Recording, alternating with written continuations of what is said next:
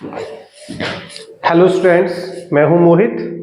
तो आज हम स्टार्ट कर रहे हैं चैप्टर फर्स्ट। जैसा कि हमने प्रॉमिस किया था आपसे 14 डेज 14 चैप्टर। ठीक है, क्लास 10th के लिए हम एक इम्पोर्टेंट सीरीज स्टार्ट की है। 14 डेज में हम क्लास 10th मैथमेटिक्स के 14 चैप्टर फिनिश करेंगे, जिसमें कि आज पहला दिन है हमारा।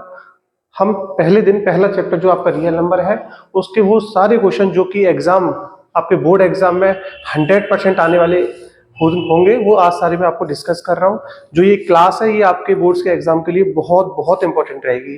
ठीक है, तो चलिए स्टार्ट करते हैं। तो देखते हैं इसमें जो आपका ये रियल नंबर है, इसका सबसे पहले जान लेते हैं कि वेटेज कितना है। 6 मार्क्स इसका वेटेज है। ठीक, उसके बाद ये भी जान लेते हैं हम इसमें किस टाइप के क्वेश्चंस आते हैं। 1 मार्क्स में कितने क्वेश्चन आते हैं, ठीक है बच्चों। 2 मार्क्स में कितने क्वेश्चन आते हैं ये भी देख लेते हैं, और 3 मार्क्स में कितने क्वेश्चन आते हैं ये भी देख लेते हैं। सर क्या क्या क्वेश्चन आ सकते हैं, सबसे पहला डाउट रहता है बच्चों का कि सर क्या क्वेश्चन आ सकता है बोर्ड में कि हम सिर्फ आधा घंटे पढ़े और पास हो जाए। तो ये वही वीडियो है जो आपको आधा घंटे में पूरे 6 मार्क्स ग्रैब करा देगी।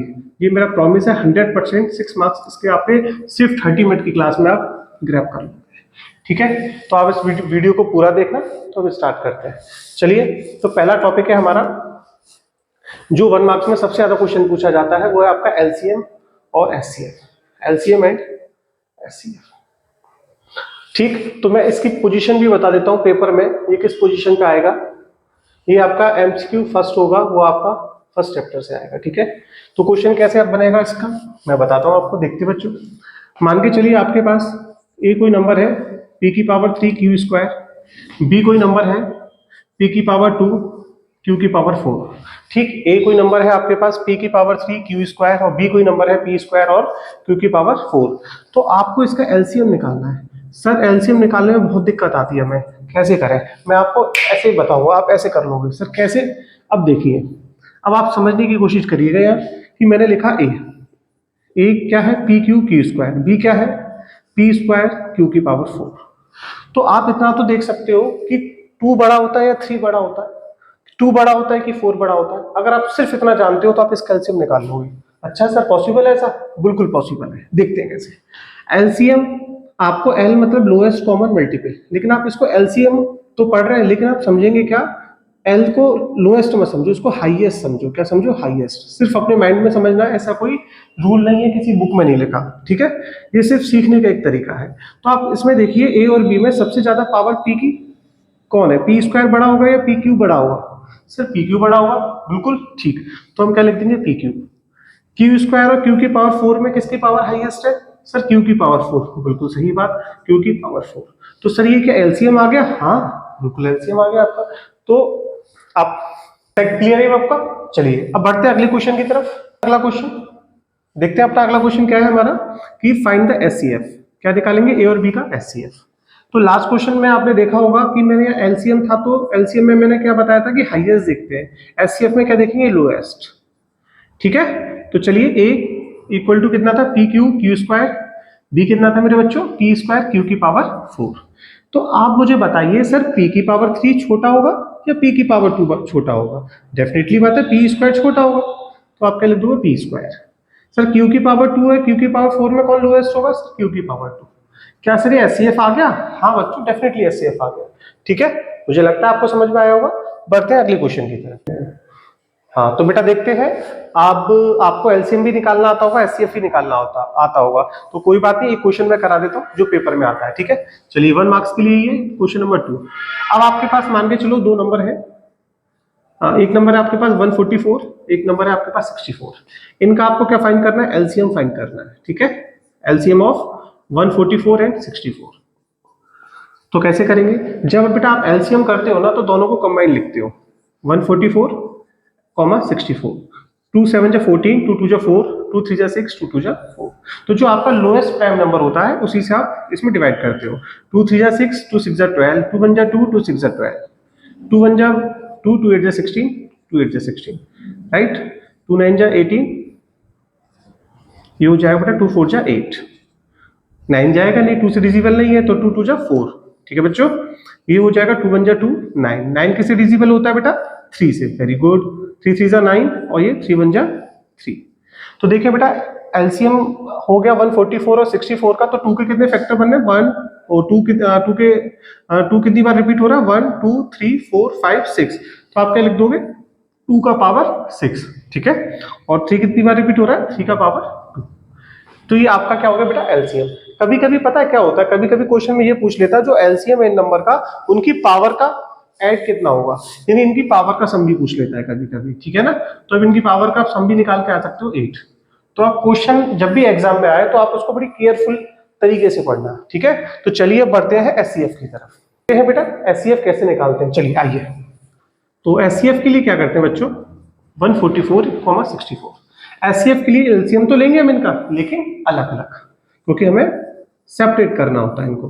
तो 2 × 7 = 14, 2 × 2 = 4, 2 × 3 = 6, 2 × 6 = 12, 2 × 18, 2 × 9 = 18, 3 × 3 = 9, 3 × 1 = 3, ठीक है बच्चों। ये हो जाएगा 64, 2 × 3 = 6, 2 × 2 = 4, 2 × 6 = 16 = 32, 2 × 8 = 16। ये तो आपको आता होगा, मैं फास्ट कर देता हूँ। चलिए अब आपको क्या करना है, एलसीएम आप ले लोगे 144 का भी और बेटा 64 का भी। इसके बाद इनके कॉमन फैक्टर निकालने हैं, ठीक है, ठीक है। हाईएस्ट कॉमन फैक्टर, ज्यादा से ज्यादा क्या क्या कॉमन आ सकता है इसमें से, ठीक है। तो 144 है आपके पास, इसके फैक्टर क्या बने? देखो 1 2 3 4, 2 की पावर 4, राइट। और इस 3 कितने बने? 3 की power 2।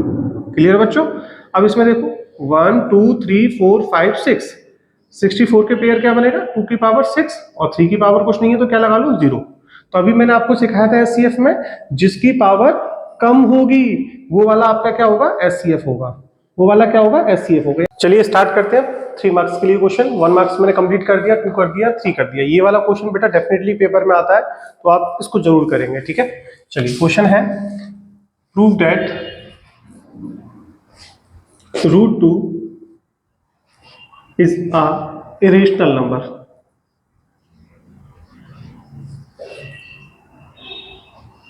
√2 is a irrational number, ठीक है।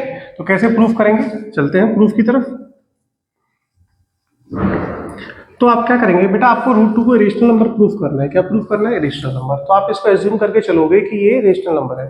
क्या प्रूफ करके चलोगे कि ये रेशनल नंबर है? Let √2 be a rational number, rational, ठीक। आपने √2 को मान लिया, क्या मान लिया बेटा? रेशनल नंबर मान लिया। जब भी कोई रेशनल नंबर होता है वो किस फॉर्म में होता है? P/Q की फॉर्म में होता है। तो अब मैंने माना A/B, और जो आपके पास A और B है ये को-प्राइम होंगे। क्या होंगे? को-प्राइम इंटीजर्स, ठीक है। तो अब देखो आप क्या करेंगे, इसका जो प्रोसीजर है सॉल्व करने का वो है squaring both side, squaring both side. √2 का स्क्वायर करेंगे 2 हो जाएगा, ये A² B², क्रॉस मल्टीप्लाई करने के बाद ये हो जाएगा 2B²। तो आप खुद देखो बेटा कि जो ये A² है उसमें 2 से डिवाइड जाएगा, यानी A² is divides by 2, divides by 2, ठीक। अगर A² में 2 से डिवाइड जा रहा है, जैसे मेरा कहने का मतलब है जैसे मैंने 5 का डिवाइड दिया किसमें? 5² में, ठीक है। तो 5 का भी तो डिवाइड 5 में जाएगा, यानी किसी नंबर के स्क्वायर में डिवाइड जाता है तो उस डिजिट में भी स्क्वायर जाता है, ठीक है। तो मैं क्या कह सकता हूँ? सो इसलिए वी कैन से A² इज डिवाइड्स बाय 2, ठीक है। क्लियर है बच्चों यहाँ तक बात? बहुत बढ़िया। तो अब हम क्या करेंगे, इसको इक्वेशन 1 नाम दे दिया।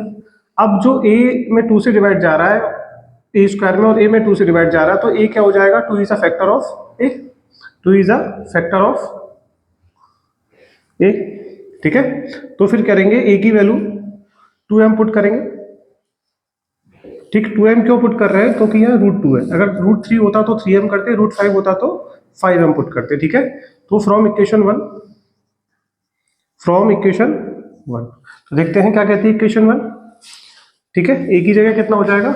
A की जगह कितना हो जाएगा? 2m का स्क्वायर, राइट। ये हो जाएगा आपके पास 2b², 4m² = 2b², ठीक है मेरे बच्चों। अब 2 से कैंसिल करेंगे 4 को, 2 2 = 4, 2m² = b²। तो m² = आ गया b²/2, m² = आ गया b²/2। तो आप देख रहे हैं कि b² इज डिवाइड्स बाय 2, जैसे मैंने यहाँ सिखाया था ए डिवाइड्स बाय 2, है ना, अगर ए में 2 से डिवाइड जाता है तो अब आपके पास ए स्क्वायर में 2 से डिवाइड जाता है तो ए में भी 2 से डिवाइड जा रहा है, ऐसे में लिख दूंगा b is divides by also, b is also divides by 2, divides by 2। Clear बच्चों बात?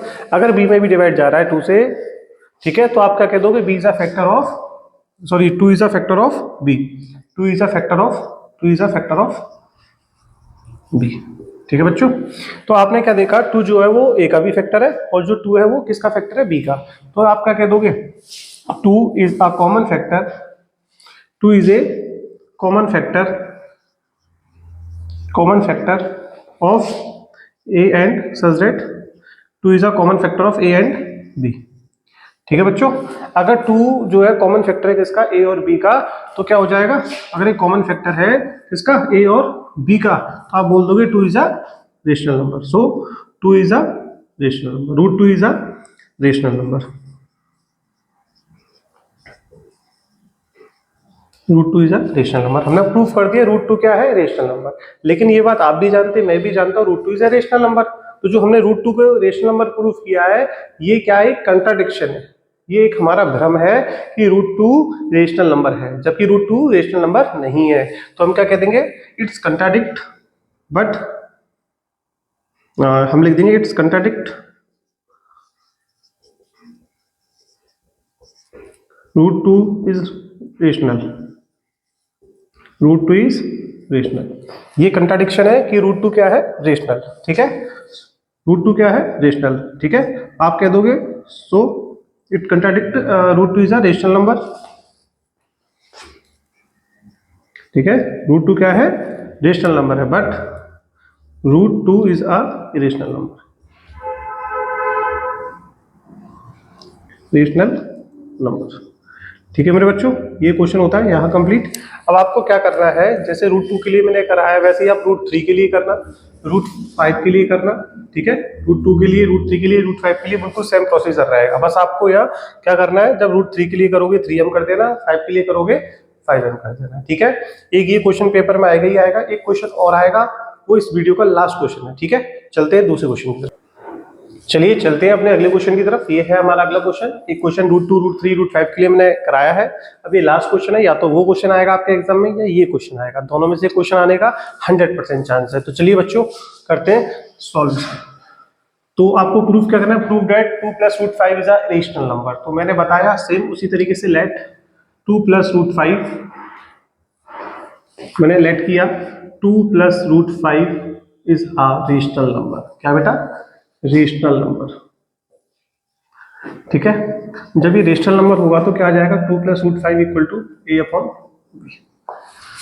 ठीक बच्चों, 2 plus root 5 equal to a upon b मैंने लिखा क्योंकि ये रेशनल नंबर मैंने एज्यूम किया, मैंने ये माना। अब आप एक बात बताओ कि अब 2 अगर देखा जाए तो आप लोगों ने प्रॉपर्टी पढ़ी होगी, जब एक रेशनल नंबर में हम एक रेशनल नंबर जोड़ते हैं तो क्या है, वो जैसा है वैसे ही रहता है, एक रेशनल ही आता है। जब एक रेशनल में हम इरेशनल जोड़ते हैं तो वो क्या आता है, इरेशनल नंबर आता है। लेकिन जब रेशनल नंबर में इरेशनल नंबर ऐड करते हैं तो वो हमेशा इरेशनल नंबर ही आता है। समझे मेरे बच्चों, रेशनल में जब रेशनल प्लस करेंगे रेशनल आएगा, इरेशनल में रेशनल प्लस करेंगे इरेशनल आएगा, रेशनल आएगा। जब रेशनल में रेशनल प्लस करेंगे तो क्या आएगा, इरेशनल नंबर आएगा। ठीक है, चलिए तो अब आपको क्या करना है, आपको सेपरेट करना है। आपको क्या करना है, सेपरेट करना है। लेकिन है ना, कैसे सेपरेट करेंगे, रूट 2 आपका रेशनल है, ए अपॉन बी आपका रेशनल है, तो आप रेशनल को एक तरफ ले जाओ, आप रेशनल को एक तरफ ले जाओ, क्या आ जाएगा, A upon B minus 2, root 5 equal to, इसके नीचे 1 माना, LCM B A minus 2 B. ठीक है मेरे बच्चों, आपके पास आ गया root 5 equal to A minus 2 B upon B. मुझे लगता है यहाँ तक किसी को कोई तकलीफ नहीं है। अब आप एक बात मुझे बताओ, एक बात मुझे बताओ कि ए और बी क्या है। We know that A and B are rational number. A और बी क्या है बच्चों, रेशनल नंबर है। ठीक है, क्या है, रेशनल नंबर है। अभी मैंने आपको बताया रेशनल में जब हम रेशनल प्लस करेंगे तो रेशनल आएगा, रेशनल में जब रेशनल माइनस करेंगे तो क्या आएगा, रेशनल आएगा। और जब रेशनल में रेशनल का डिवाइड करेंगे तो क्या आएगा, तब भी रेशनल आएगा। जब रेशनल में रेशनल का मल्टीप्लाई करेंगे तब भी क्या आएगा, रेशनल ही आएगा। मुझे लगता है ये सारी बातें आपको क्लियर हो गई होंगी। तो मुझे एक बात बताओ मेरे बच्चों कि अगर ए आपका रेशनल है और 2b भी आपका क्या है, rational, a and 2b are rational, तो इनका जो सब्ट्रैक्ट है ना, then a minus 2b are also rational. समझ में आ रहा है बच्चों? अगर a और 2b आपका रेशनल है तो a माइनस 2b भी तो आपका रेशनल होगा। बोलो बात पक्की है? अगर दो नंबर रेशनल है तो उनका सब्ट्रैक्ट भी क्या होगा, रेशनल होगा। वही मैंने लिखा है। ठीक है, अब मुझे एक बात बताओ, and a minus 2b upon b also rational, also rational. Sir क्यों? अरे बेटा अभी तो बताया मैंने, डिवाइड करते हैं तब भी वो क्या आता है, रेशनल आता है। अच्छा सर ये बात है, बिल्कुल समझ आ गई। हाँ सर बिल्कुल समझ आ गई। तो सर हम कह सकते हैं, है ना, वी कैन से, हम कह सकते हैं, वी कैन से डेट कि a minus 2b equal to b are rational number. अगर ये रेशनल नंबर हो गया आपके पास, क्या होगा बच्चों, रेशनल नंबर हो गया। ठीक है, अगर ये रेशनल नंबर है और ये क्या बच्चों, रेशनल नंबर है, एक रेशनल नंबर क्या एक रेशनल नंबर के बराबर आ सकता है कभी? बताओ, एक रेशनल नंबर क्या एक रेशनल नंबर के बराबर आ सकता है क्या कभी? तो अगर ये रेशनल है तो ये भी क्या होगा, रेशनल, है ना। सो √5 इज रेशनल नंबर, है ना। ये रेशनल है तो ये भी रेशनल बोल दिया हमने, भाई ये रेशनल है तो मैंने बोल दिया ये भी रेशनल है ना। RATIONA rational number. ठीक है, ये क्या है, रेशनल, बट इट्स कंट्राडिक्ट, ये हमारा भ्रम है कि ये क्या है, ये हमारा भ्रम है, it's contradicts √5 is rational number. समझ में आ रहा है बच्चों? √5 रेशनल नंबर है, हमारा क्या है, वहम है। तो क्या देखा हमने, but it's contradict √5 is a rational number, है ना। और ये क्या है, कंट्राडिक्शन है कि √5 रेशनल नंबर है ना। तो क्या है, √5 is a, √5 and then √5 is a irrational number. कौन सा नंबर है बेटा, इरेशनल नंबर है, इरेशनल नंबर है। ठीक है, ये √5 है, ये रेशनल नंबर, ये हमारा कंट्राडिक्ट है, ये वहम है हमारा ना। तो हमारा √5 क्या है, हम जानते हैं √5 इज अ इरेशनल नंबर। √5 क्या है हमारे पास, इरेशनल नंबर है। ठीक है, अब एक बात बताओ, अगर √5 आपका इरेशनल नंबर है तो मैंने अभी आपको बताया कि इरेशनल नंबर में कोई भी रेशनल नंबर प्लस करेंगे तो क्या आएगा, इरेशनल आएगा। तो मैंने क्या किया होगा ही भाई, सच दैट क्या हो जाएगा, 2 + √5 बी आर इरेशनल नंबर। ठीक है, ये भी बात हम लोगों ने सीखी, मुझे लगता है, आई होप ये आप सभी का क्लियर होगा। चलिए इसको, क्वेश्चन को यहीं एंड करते हैं। मैंने पूरे जितना भी चैप्टर था, आपका चैप्टर फर्स्ट जितना भी था, उसके सारे क्वेश्चंस मैंने आपको करा दिए, और जितने भी इंपॉर्टेंट क्वेश्चन मुझे लगता है कि आपके एग्जाम में आएंगे और इससे बाहर आपका पेपर नहीं जाने वाला। ठीक है, तो मेरा आपसे प्रॉमिस है, आप ये क्वेश्चन लगाइए, 101% मैं आपको प्रॉमिस कर सकता हूँ, जो आपके 6 मार्क्स हैं इनमें से एक भी मार्क्स आपका नहीं कटने वाला। ठीक है मेरे प्यारे बच्चों, आप ये लगाएंगे और आप अपने दोस्तों को भी शेयर करो, और मैंने एक चैनल बनाया है, इस चैनल को आप लाइक करें, सब्सक्राइब करें और शेयर करें। ठीक है बच्चों, बाय बच्चों।